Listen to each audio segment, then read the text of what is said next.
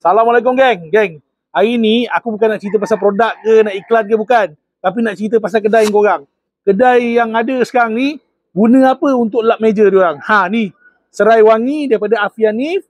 Aku nak bagi dekat berapa kedai. Kita tengoklah berapa kedai. Aku nak bagi lah. Tengok ni berapa banyak. Kita nak bagi dekat kedai-kedai. Jom. Khas Biryani punya kedai. Dek, nah. Afianif bagi tau. Alhamdulillah. Okey, baik. Guna tau. Mama No tampil ni. Ni. Bang, serai wangi. Afianif. Yang main pakai tau. Okey bang, masih Afianif punya produk. Ni buat lalat. Buat lalat. Serai wangi Dari Afianif, serai wangi. Afianif, serai wangi. Terima kasih.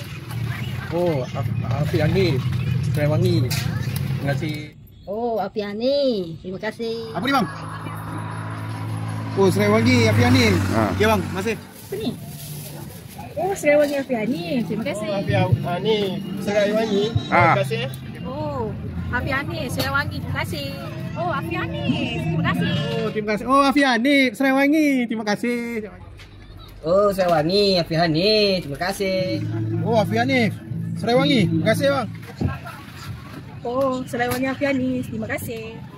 Serai wangi Afianif. Serai wangi Afianif. Terima kasih. Ini kedai Rahmat Thai. Assalamualaikum bang. Bang, ni produk serai wangi. Daripada apa ni? Afianif. Okey. Guna bang tau. Okey.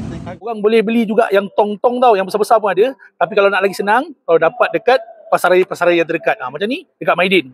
Banyak tau, kau boleh pilih. Nak refill pun ada.